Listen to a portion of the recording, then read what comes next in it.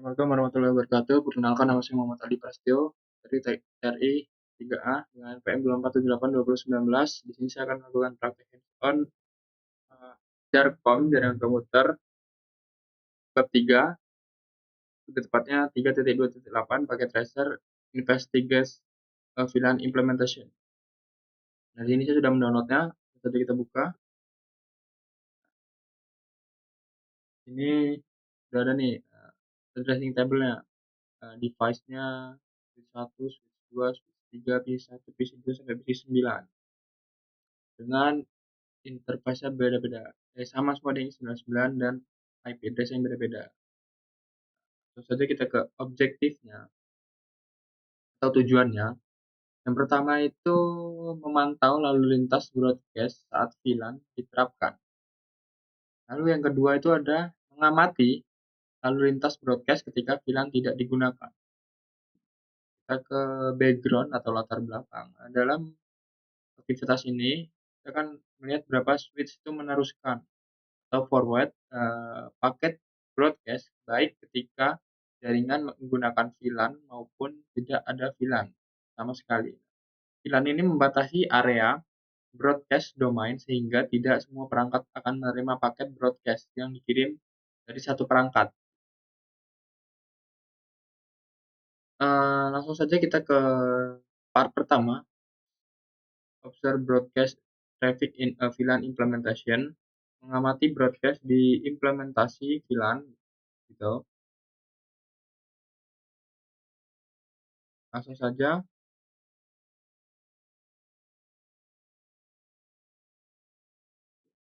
pin for PC1 udah, terus ke simulator, edit filter, ARP udah, ARP, CMP udah, lalu kita simple PDU, ping dari PC1 ke PC6.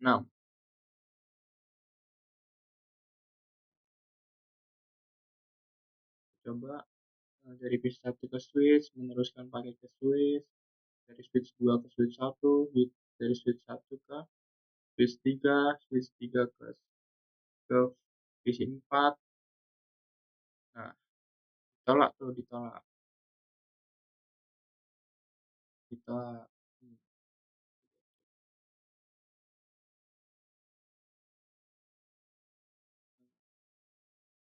Violet nih, di sini violet.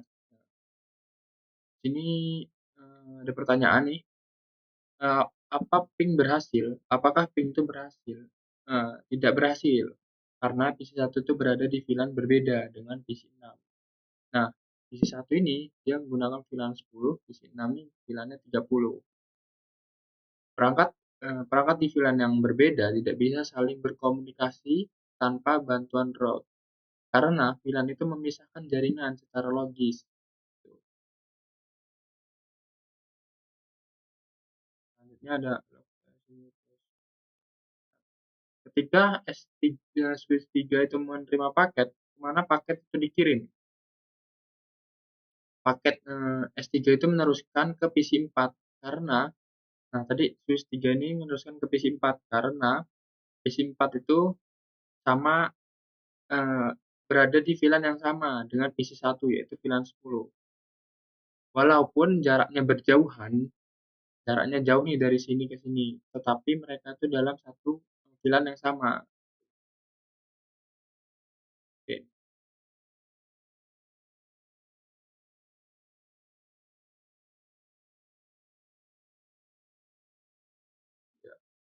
Oke, sekarang lanjut ke step 2. Ping for PC1 ke PC4.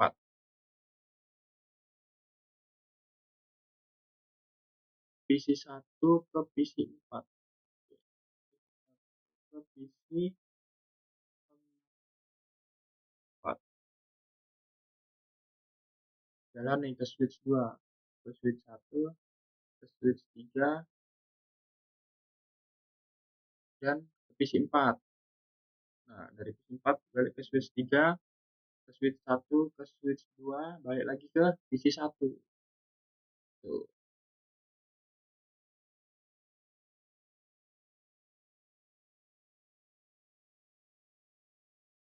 Nah, sudah successful. Nah, di sini ada pertanyaan lagi nih. Apakah ping berhasil? Nah, jawabannya iya berhasil karena PC 1 dan PC 4 itu berada di VLAN yang sama. Itu VLAN 10. Tuh. ARP dari PC 1 itu diteruskan dalam VLAN 10. PC 4 itu menjawab. Menjawab dengan ARP reply. Lalu PC 1 dapat mengirim ping menggunakan alamat MAC address tujuan PC 4. Lanjut pertanyaan nih.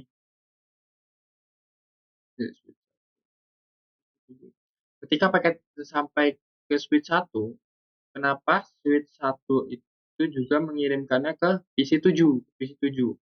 Jawabannya karena sama yang kayak di atas tadi, karena PC 7 juga berada di VLAN 10. Nah, switch akan forward atau menyebarkan ARP request itu ke semua port di VLAN agar semua perangkat di VLAN tersebut bisa mengenali alamat MAC address dari pengirim. Tuh. Selanjutnya kita ke part 2 sekarang. Observasi broadcast traffic without VLAN. Balik ke mode real time.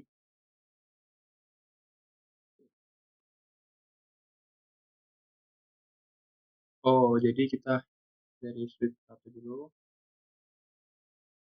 Ini menghapus ya. Ini kita menghapus konfigurasi startup. Enable.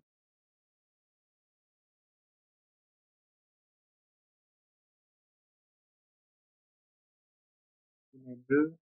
Lalu kita masuk di RS. Startup config. Yes. Lalu kita delete VLAN dead. Yes. Yes. Lalu kita reload. Nah, tunggu. Switch 1 sudah, lalu kita coba switch 2. Lalu RS start config. Yes. Yes. Lalu kita delete VLAN dead. Yes. Yes. Lalu kita reload. Tunggu. Lalu kita switch 3 sama RS startup RS startup config. Yes. Yes. Lalu kita delete VLAN dead. Yes. Yes. Lalu kita reload.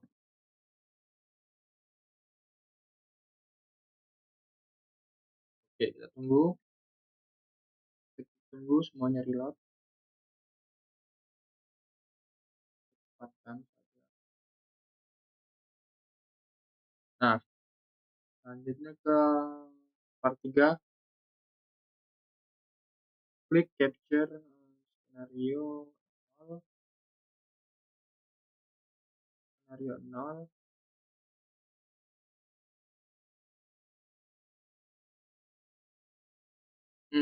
Coba kita diminta ngirim lagi. Bisa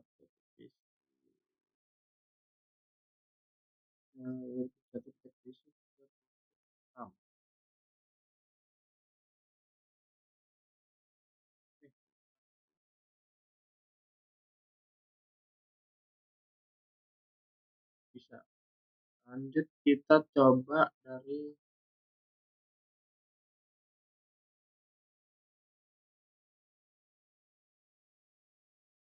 tidak bisa pilot. Coba dari PC 1 PC 5.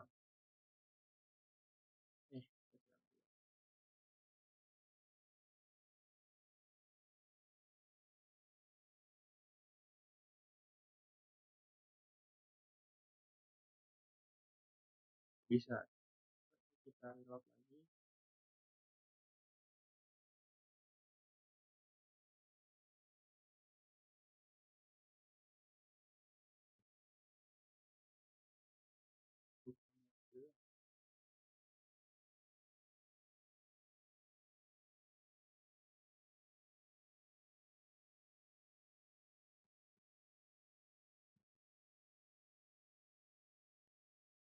Sorry dulu.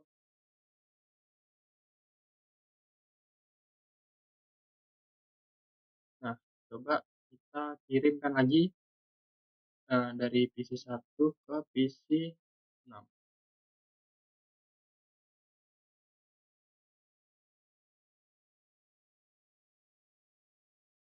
Oh, nah,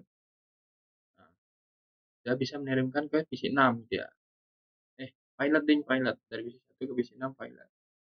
Coba kita kirim lagi dari PC 1 ke PC 4.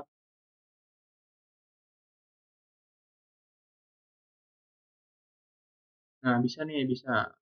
Bisa. Dari PC 1 ke PC 4 sudah bisa. Nah, hmm, nah jadi itu di sini nih tanpa VLAN broadcast traffic menyebabkan seluruh jaringan itu tidak dapat memperlambat performa. Nah, di sini ada pertanyaan nih, 6. Yang pertama, jika sebuah PC di VLAN 10 mengirim pesan ke broadcast, perangkat mana yang akan menerimanya? Nah, jawabannya itu hanya perangkat yang berada di VLAN 10 yang akan menerima paket tersebut. Nah, karena VLAN itu membagi jaringan menjadi beberapa broadcast domain logis, jadi broadcast dari VLAN 10 itu tidak akan dikirim ke VLAN lain, seperti VLAN 20 atau VLAN 30. Nah, selanjutnya, ada pertanyaan yang kedua. Jika sebuah PC di VLAN 20 mengirim pesan broadcast, perangkat mana yang akan menerimanya? Nah, yang menerima tuh hanya perangkat yang berada di VLAN 20 gitu. Karena VLAN 20 itu merupakan broadcast domain tersendiri atau broadcast dari PC di VLAN 20 hanya dikirim ke port-port yang tergabung dalam VLAN 20 di switch. Selanjutnya yang ketiga, sama cuman dia VLAN 30. Jika sebuah PC di VLAN 30 mengirim broadcast, perangkat mana yang akan menerimanya? Sama, jadi hanya perangkat yang berada di VLAN 30 saja. Broadcast yang akan menyebar antara VLAN, jadi hanya port dan perangkat yang menjadi anggota VLAN 30 yang akan menerima paket broadcast tersebut. Yang keempat sekarang, apa yang terjadi jika sebuah frame dikirim ke PC di VLAN 10 dan PC VLAN 30? Jawabannya itu frame tidak akan terkirim.